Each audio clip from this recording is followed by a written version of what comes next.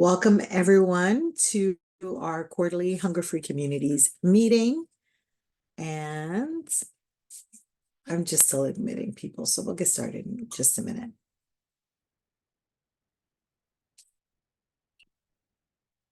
All right, and we're going to get started with introductions. So while we're admitting people, we'll just kind of give that a minute. So if you can type your name and your organization into your video screen, that would be awesome.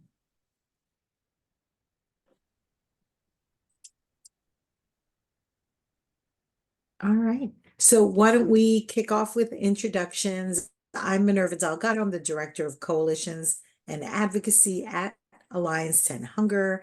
We're providing backbone support for the Hunger Free Communities Network. I want to welcome you all to our quarterly meeting, and I'll turn it over to my colleague, Aaliyah. Perfect. Thank you. Good to see you all. I'm Aaliyah, the Alliance's Hunger Free Communities Associate. It's great to be with you all today. And I'll just go next on my screen, and I see Daisy. Hello, y'all. I'm with Beyond Hunger. I do believe my CEO, Michelle, might normally be on these calls, but she wasn't available, so I jumped in. So I'm not normally familiar with the space, but I wanted to join. Welcome. But I'm with Beyond Hunger, and I manage our home delivery program out of Chicago. It's great to see you, and it was great to meet you at the Anti-Hunger Policy Conference. I know a lot of us were there. Nice to see many familiar faces. Last week already? Yeah. Awesome. All right. Why don't we pass it over to Meg? Hi, I'm Meg Sneed, and I'm with the Arizona Food Bank Network. I'm the Director of Programs. Awesome. Thank you, Meg. Anae? Hopefully I'm pronouncing your name correctly. Oh, this is Anna. Yeah. Thank you. I'm Anna Evangelista. I'm with the San Diego Hunger Coalition. I manage our CalFresh team there. I believe also my CEO is the one who's normally on these calls, so this is my first time here, but excited to be here. Welcome. So nice to meet you. We'll pass it over to Denise. Good morning. I'm Denise Dixon, Idaho Hunger Relief Task Force in Boise, Idaho. Wonderful. Thank you, Denise. We'll pass it over to Blake. Hi, everyone. Blake Willitson. I'm a marketing communications manager here at the Des Moines Area Religious Council. We operate a food pantry network in Des Moines, Iowa of 14 different partner pantries. Thank you. Welcome. Anne Marie. Hi, good afternoon. I'm Amory Hart Bookbinder. I'm the Food Security Programs Manager with the Montgomery County Food Council in Maryland, right outside of DC. Welcome. Isabel? Hi, I am Isabel Hoggett. I'm with the Arizona Food Bank Network. And yeah, we're a state affiliation of all the food banks in Arizona. Happy to be here. Wonderful. Welcome. Sarah? Hey, I go by Sarah Grace. Sarah Grace Kashchek. I am with the Hunger Solutions Institute at Auburn University. I know some of our other team members are usually here, but myself and then Savannah is also here today. So glad to be here. Savannah? Hi, everyone. Yes, we're here representing Alicia. She was not able to attend today. I'm Savannah Bonner, the office manager over at the Hunger Solutions Institute. Thank you for joining, and we love new people, just for the record. So thank you for joining us. All right. Did I miss anyone? It's very possible. So please just raise your hand or speak up if I missed you. All right. I think that's it for introductions, and thank you all for joining us today. So this is our quarterly meeting of our Hunger Free Communities Network. And as usual, we start with one of our partner organizations who's going to share a bit about their work. The purpose of these meetings is to help everyone in the network get to know each other and the work that you're all collectively doing, as well as share some high-level updates on what's happening on the national scene from the Alliance to End Hunger. But we're going to start with a presentation by Meg Sneed, and she is the Director of Programs at the Arizona Food Bank Network. So I'll go ahead and turn it over to you, Meg. Thank you so much. Thank you. me go ahead and share my screen. So I will start by giving an overview of Arizona Food Bank Network, and then I will actually popcorn it over to Isabel, who is our lead on this project. And we are grateful for funding from the Alliance to End Hunger for this new initiative to really understand queer food security in Arizona. And so as the Arizona Food Bank Network, we're a coalition of 5 regional food banks in Arizona and almost 100 pantries and agencies. We're not a food bank ourselves, but we work together in order to feed 1 million people each year in all 15 counties across Arizona. I might have skipped a slide. Sorry.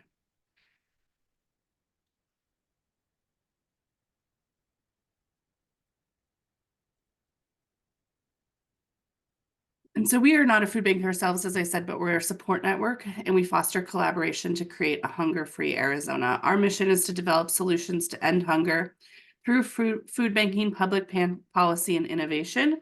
And our vision is a hunger-free Arizona.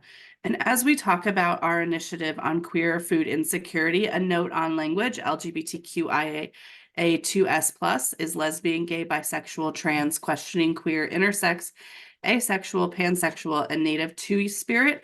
We often use queer as an umbrella term to represent this presentation,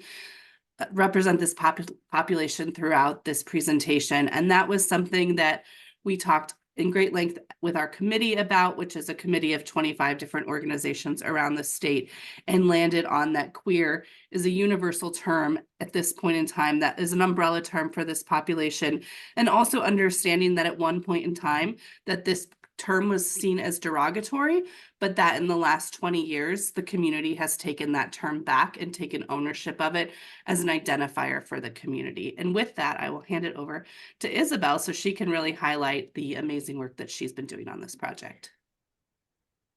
All right, well, I'll apologize for my video as well. My computer shut down a few times while I was trying to get on there, so I'm on my mobile device. It's probably the heat here in Arizona. It's been in the high hundreds, so technology doesn't like that. So when we started this project and we knew that there was a national issue for LGBTQ IA2S food insecurity, we have a lot of national statistics on it, but we had nothing locally for the state of Arizona. So I wanted to make sure that that was true, that there wasn't any data out there that I didn't know about. So I started by reaching out to as many queer LGBTQIA+ communities, groups, organizations, small and large, and asked the question, are you seeing food insecurity with the community that you're serving? And so I reached out to 73 organizations. I got 42 responses, which I was very happy about. And of the 42 conversations I held, whether on the phone, in person, or over email, 32 of the organizations, groups, individuals said that they are seeing food insecurity with the community that they're serving, which is the LGBTQIA2S+ community. So, and 10 had a response of, we're not sure, we don't pay attention to that. We haven't heard any word from people regarding food insecurity that they're experiencing. So of the 32, we were like, this is something probably worth looking into. You can go to the next slide, Meg. So this is a representation of the conversations that we had for Arizona. So I, having read all of the counties, we were able to kind of get conversations about if they're seeing food insecurity, how they're seeing food insecurity. We gathered several stories of how this is showing up and what that looks like for each community. Arizona has a wide range of really varieties of landscaping, weather, populations. We have a high indigenous population as well. So there's just a lot of diversity within Arizona. So it was important that we heard from everyone and not just the urban setting to know what food insecurity looks like for them. So this is a list of all the organizations we met with, and we tried to span from rural to urban, all sorts of ages, all sorts of ethnicities, and we felt like we got a good understanding that, yes, this is a problem everybody's seeing. Meg, do you want to take this or do you want me to go forward? You can go for it. Okay, so this is after we talked with everybody, kind of met with our team, we discussed what this timeline would look like. And we found that, oh, and I can go back a second too. You'll see here the second quarter was to have a committee. So at the Arizona Food Bank Network, we aren't a very large organization. There's only 1 to 2 staff members dedicated to sort of innovation solutions to hunger projects. And so addressing food insecurity for all of Arizona would have to be a team effort. Also, the spaces that are queer spaces that already exist are important spaces to already like continue to happen. And so we want to make sure that we weren't taking over, redoing the wheel. And so that comes with establishing a committee. Arizona Food Bank Network already has a few other committees related to other hunger initiatives. So we decided to do one for queer food insecurity. As we held conversations, a lot of people wanted to get on board, wanted to help support. So that's what we did within the first quarter, relationship building, talking with people, seeing what's going on, see if anyone's working on this or concerned about this. Quarter 2, we had all of those individuals come together. And that's also what was on the slide before, was a list of 25 committee participants who have signed on for, we want to be a part of creating a solution to food insecurity for the queer community for Arizona. And so that was amazing. We had a lot of great people who wanted to help. And that's the only way these things are successful, as we all know. So in quarter 2, we worked on bringing everyone together, talking about the survey, talking about what we want to do, because we determined also there's no data available. We were confirmed in that. And then we need to start with data. I think we all know nowadays, data is the first step to creating a lot of change, because data helps with grants, data helps with project projections and creating new and establishing new programs. You have to kind of know what the problem is to be able to solve it. So we started with data, and that's what we want to start with. And we just had this last weekend, our first Pride Festival that we attended, and we're able to get some survey responses, talk to community members. We were in a very rural spot of Arizona while we did it. And so we had a really great time connecting with the community and gaining some insight.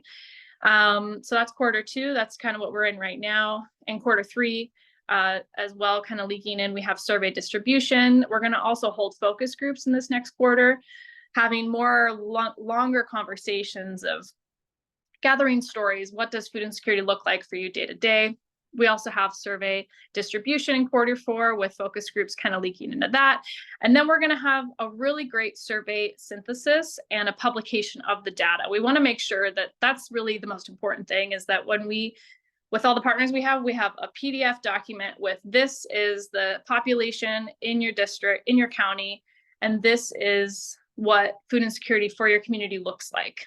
And we'll have lots of questions on there that can bring about some action, some data on there. So we have some questions at the end of the survey on, are you on SNAP? Are you attending your food pantry? Things like that. So we really want to have a robust, well put together, publishable pamphlet on the results for this survey. And then from that, we'll figure out what to do next. We'll convene the committee together, figure out what kind of solutions we can really start doing. So as I kind of went over, what can the data do? We have, we'll create a compelling narrative through focus group conversations and survey results for funding programs, funding new projects for helping food insecurity for the queer community of Arizona. We'll also just find the why. What is the issue? What's the intersection of all these identities that's creating hunger? And what's the framework that we need to create? Isabel, this is Minerva. Before you move on, Meg, you're showing the, I believe it's the notes view. Okay. And I'm not the person to explain how to change to the presenter view. Maybe someone else So knows how to do that or can help with you that. can do the end slideshow at the top for this one. It's on the left-hand side. Okay, let me stop sharing for a second because I can't see it in my screen. Oh, no. Okay, and slideshow. Sorry to interrupt, but I know folks want to see the slides, and we will be sharing the slides after the presentation, folks. So I think the problem is I have multiple screens, so it's showing it on my other screen. Mm. I will just do it this way, the way that I was originally doing it, to make sure you can see it and I'm not projecting it on the wrong screen. Sorry about that. No, you're all good. Can you see the slide now? Perfect. Yes. And then you could even do like the slideshow at the top, not that one, but next to animations.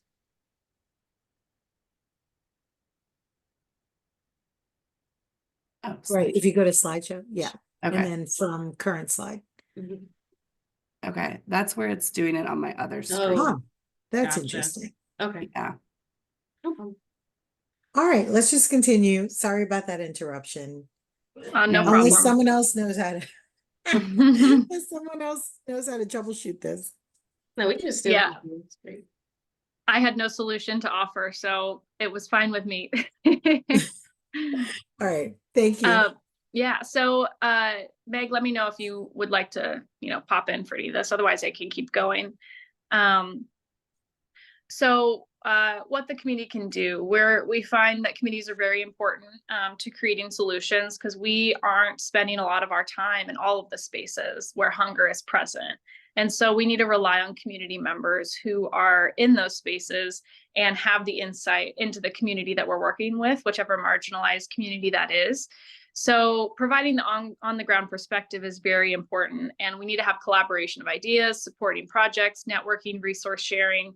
Like I said, AZFBN has a few other committees, about 7 or 6 total, and we found that they're just a very helpful space to make sure that no one's recreating the wheel, everyone's sharing ideas and resources. And it's sustainable. It's something that can continue as long as the need is present and as long as people would like to continue to work on it. So as I kind of went through before, this needs assessment that we're doing encompasses a survey and encompasses focus groups. So for the focus groups, we're aiming for about 45 participants for a total of 3 groups. We're going to have youth 18 to 17, adults 18 to 50, which is a very wide range, and seniors 50 plus. And we're also hoping, because we've heard from a lot of committee members already, that they really want to understand for their community that they're working and what does food insecurity look like among the people that are day-to-day, working with. And so I think we're going to be creating kind of a pamphlet on how to hold a focus group at your organization. We don't have the capacity to be holding, 20 focus groups, but if we give something really easy to our community partners to say, here's how you can hold a focus group in your space, here's the questions we're asking, here's the information, how you can hold it, how the space should be, things like that, then I think we've heard a lot of desire for that. So that will be very helpful. And we're hoping that we'll be holding 3, but we hope that our community partners hold much more and we can just gather much more perspective, because we need rural, we need senior, we need all sorts. So as a project update, as I briefly mentioned, we already had our first Pride Festival that we showed up at Bullhead. On the table, we have food resources on one side. In the middle, we have the survey on the iPads and some pamphlets with QR codes for the survey. And then we had all of our swag items as an incentive to fill out the survey. And the survey took 1 to 2 minutes, so it was pretty easy to do at the table. From the committee, we've had 25 people sign up, rural, urban organizations all across Arizona that want to be on board with this mission. We had 40 responses while at the Bullhead Pride, which was probably about 1/3 of the people who were there, which is a really great response rate. We have 4 more prides we're going to in June. So we have 11 in total over the next until December that we're going to be attending and showing up at. We have this weekend Bisbee and Prescott, and then we have Navajo Nation and Window Rock and Flagstaff as well. So there's a lot of spaces we'll be showing up in, but like I said, it's most important that we're sharing the survey with organizations so that they can share it with the community that they're in day to day. We'll be putting together a media packet so they can share it on social media as well. And generally already very excited with the responses that we're having and the conversations that we're holding. So even more excited to do some more Pride spaces this month. I just wanted to add in that one of the things that Isabel that has done that's really great for these prides, especially small town prides like Bullhead City, is create a specific food resource handout that has what is local in their community in terms of food pantries and different resources. And so while, yes, they can go to our website, they can also just take it right there. And the prides that we are going to are very varied, from free small town ones to larger ones like Phoenix Pride. But we definitely saw in Bullhead a need for hunger resources and just an awareness of what is in their community. Yep. I think the last one is just questions. Any questions about the project, or what we're doing? Anything we've been thinking about? We're happy to answer. So I have a question while people are thinking of their questions. This is Minerva again. Just curious as to what are some of the survey questions? What kind of information are you collecting? Yeah, so we start with a lot of identity questions. So the first one's, what's your how do you identify yourself? And that's a lot of orientation questions that are on that spectrum of LGBTQIA2S. We have the gender question, kind of going more into their gender orientation. And then we have questions going into, we use the USDA's food security assessment questions. I believe there's about 6 of them. You're probably familiar with them. A lot of it is like, how often, never, sometimes, rarely, do you have to cut your meals in half to make it last, or not have enough food for the whole week, or questions like that. So they have their food insecurity screening that we thought we'd stick with, because that's usually how they are done. So we stuck with those. And we also have we also have an ethnicity question, of course, at those first identifying questions. And then at the end, we found it would be really helpful to ask about, now that they've screened for food insecurity, are you attending a food bank or food pantry, yes or no, regularly for food? And then what type of state or federal food assistance programs are you on? Are you on SNAP, FDPR, TFAP, CSFP, TANF, like all of the other lists of programs to receive food? This way, too, if we hand off the survey results to a food bank or pantry in a certain county, that's something that is actually very helpful to know if they're not on SNAP. And we have a question of, do you know if you're eligible or not? If so, so it kind of goes into that. So if we have a high population of food insecurity among trans individuals who don't know if they are eligible for SNAP and have never tried, that gives us a project to launch off of. So we'd work with trans organizations to figure out how can we help enroll people in SNAP and bring that up. So some of those last questions really help spur some actionable projects. Thank you, Isabel. And if folks have questions, please raise your hand or go ahead and unmute yourself. We're a small enough group that I think folks can chime right in with any questions they might have.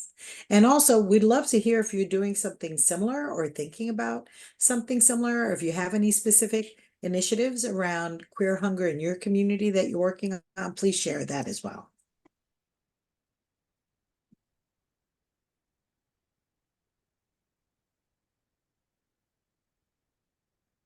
Okay, looks like we have a shy group, but we will share these slides and are happy to, take any questions via email as well.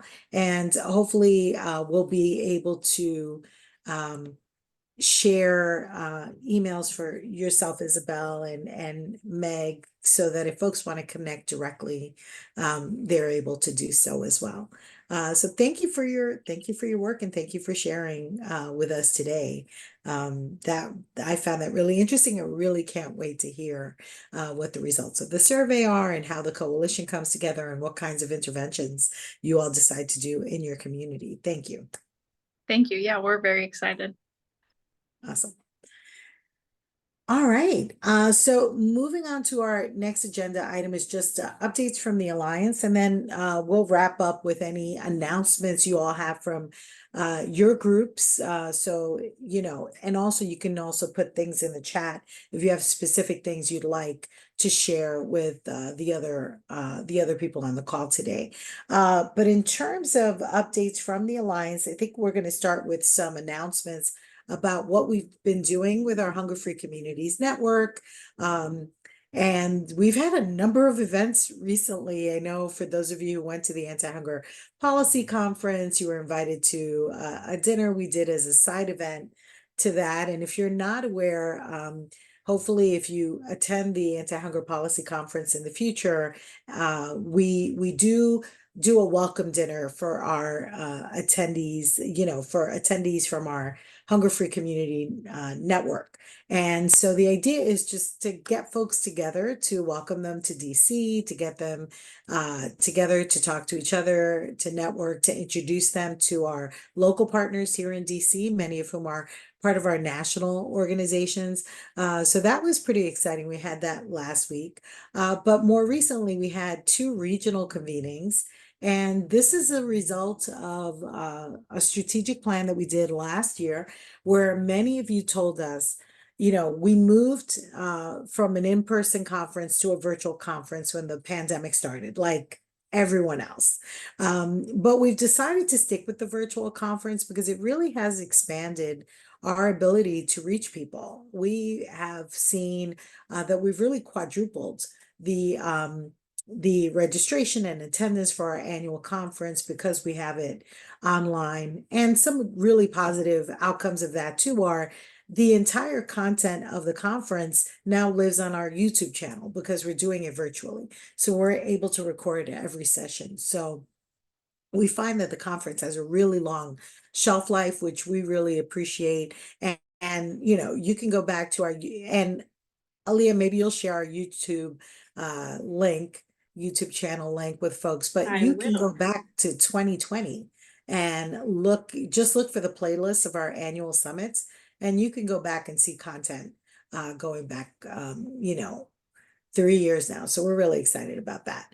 But one of the things our partners like you told us is we miss the networking. It's the kind of thing you just can't do well in a virtual environment. And we recognize that nobody's figured this out, and we don't do it particularly well in a virtual environment. So we've decided to do regional convenings. And so we started this year, and it looks like we had 2 this year, we'll have 2 in 2025. So in March, we had our Northeast and Mid-Atlantic regional convening. And just a few weeks ago, on May 22nd, we had our Midwest regional convening. And it was so exciting to just get partners in a room, get them to talk to each other. And we organized different discussion groups on topics that we all care about, like SNAP and the Farm Bill, or senior nutrition, food is medicine. And so there were really great convenings, and we are planning 2 more in January. At the end of January, we'll be planning our Southern Regional Convening, which will be co-hosted by Hunger Solutions Institute. So we're really thrilled about that. And it looks like we're going to have that in Birmingham, Alabama. Shipped, who's one of our Alliance member partners here, has agreed to host us at their headquarters. So that'll be in January. For those of you in the Southern region, please look out for that invitation in a few months.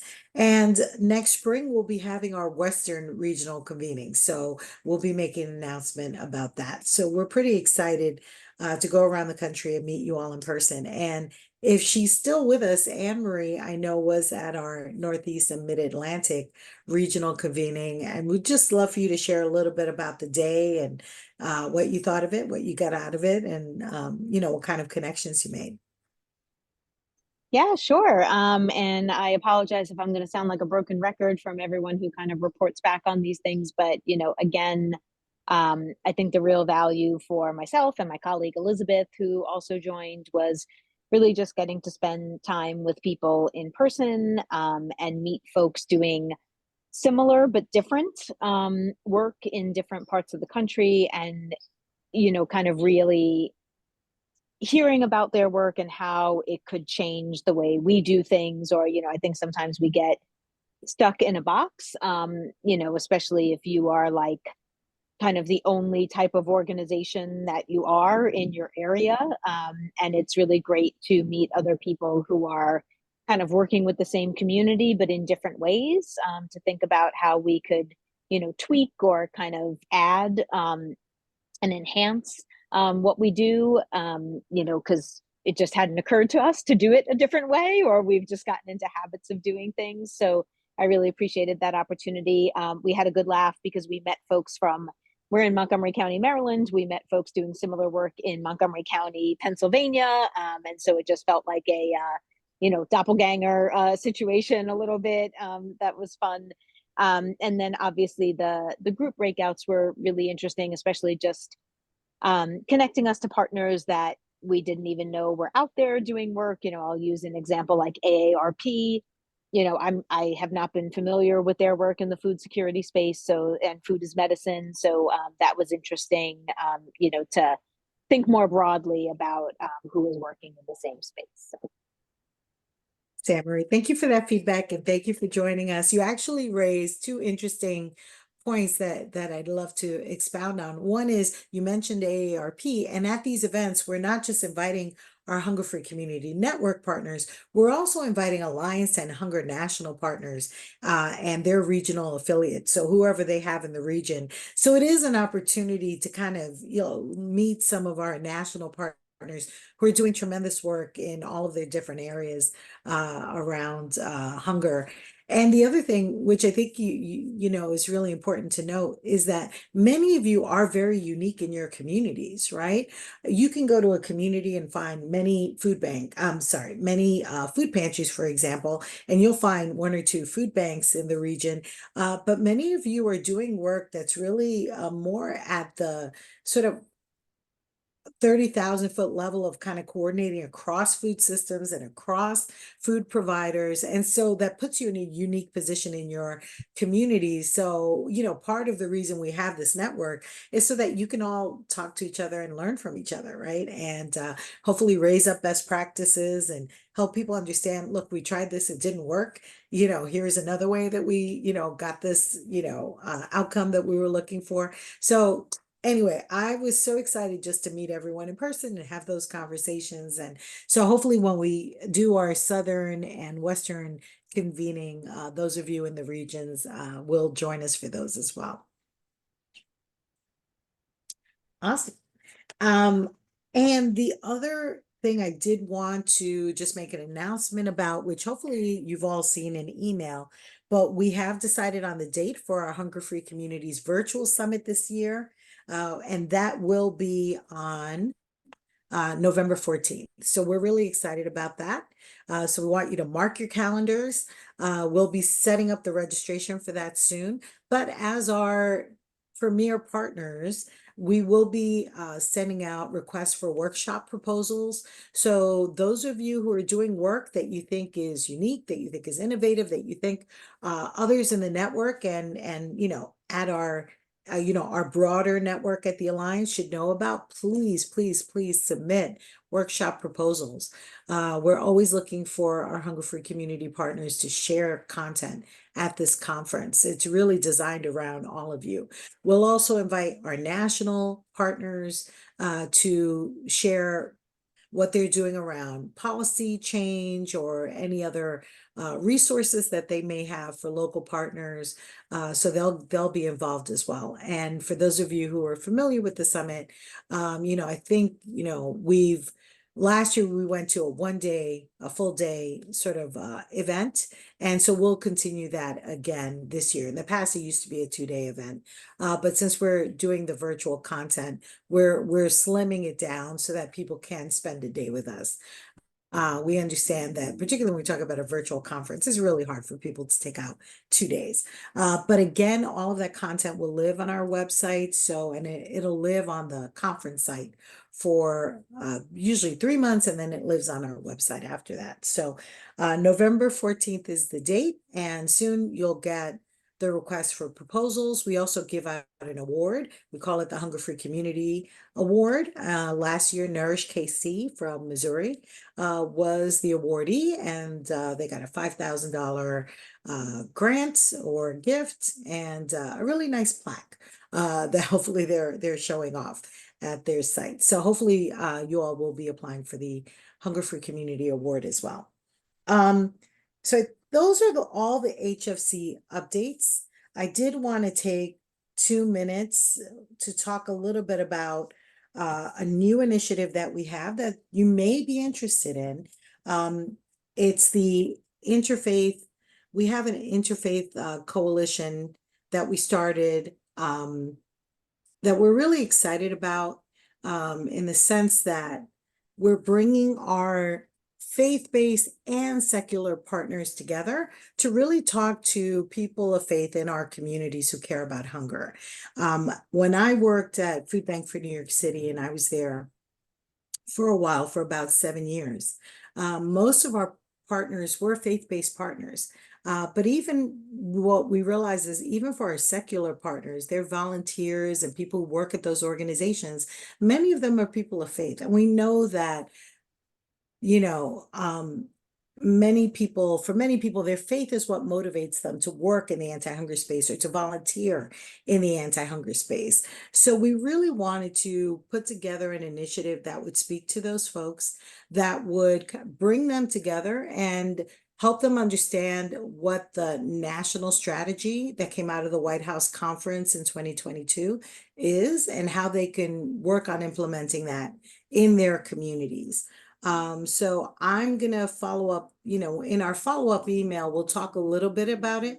But it's the Interfaith Campaign for Food and Nutrition Security. And we've been joined by partners of different faiths, including Bread for the World, Islamic Relief USA, Mizona Jewish Response to Hunger, the Interfaith Public Health Network, but as well as secular partners, and Church World Service, but as well as secular partners like Feeding America. And so happy to share more information about that. And if any of you are interested in learning more, feel free to reach out to me. I'm going to go ahead and also I'm putting the link in the chat where you can read a little bit more about that. And our first event for that was on the National Day of Prayer, May 2nd. This group actually created a new interfaith prayer, which was pretty exciting. And we had a number of faith leaders and secular leaders join us for a day of prayer around ending hunger in the US. And it was pretty exciting. And so that program is actually on the website if you're interested in seeing it, if you're interested in sharing it. And also, if you want to go ahead and sign up, you can do it on that page as well. But we'll follow up in the email as well, and you can let me know if you have any questions about that. So, and I'll take any questions now if people have questions about that particular initiative or event. But we are looking to connect with folks, and hopefully you can work in your community to get your faith communities engaged in the event as well. And then finally, the last thing I wanted to bring up is just what's happening with the Farm Bill. I know many of you are following it very closely. Some of you maybe not following it as closely, but know that it's really critical to the work that you're doing. So we at the Alliance to End Hunger, of course, have been following it very closely. We're working with all of our partners.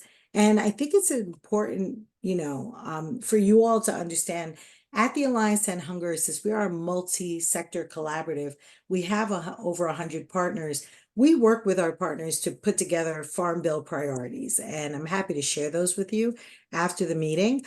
So we've been advocating on those priorities now for over, and those priorities are things like making sure that the SNAP benefit that was increased, in 2022 is maintained through the Thrifty Food Plan reevaluation, that isn't gutted going forward, which unfortunately we have seen in the House proposal, the House Farm Bill, as well as the Senate Republican framework that dropped today. So that is something that we are actively fighting back against.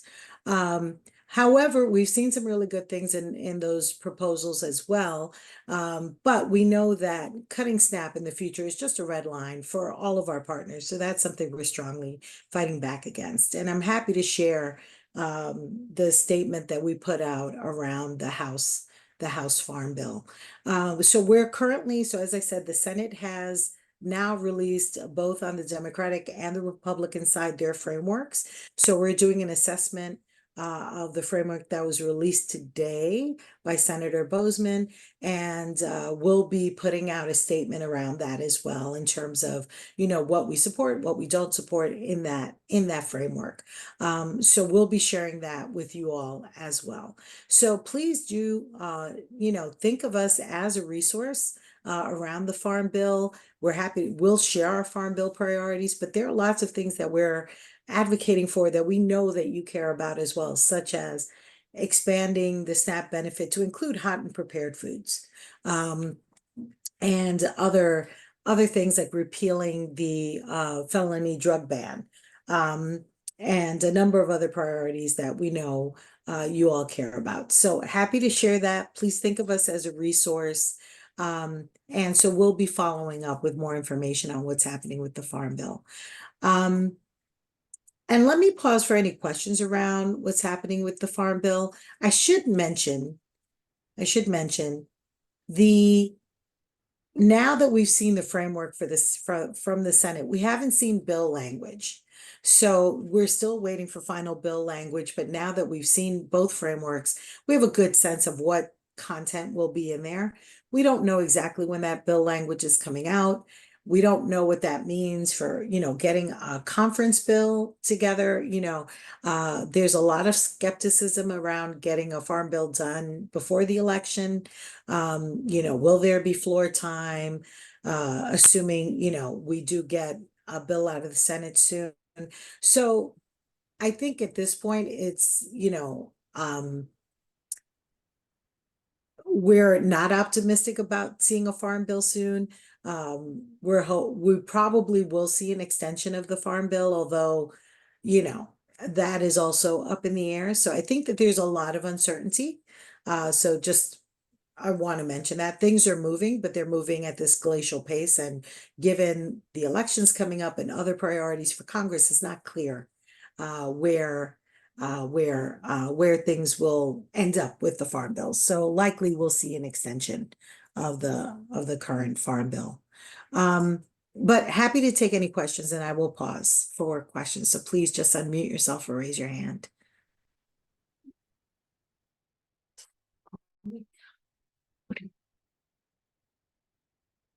Okay. Folks can follow up with Farm Bill questions if you want after the meeting.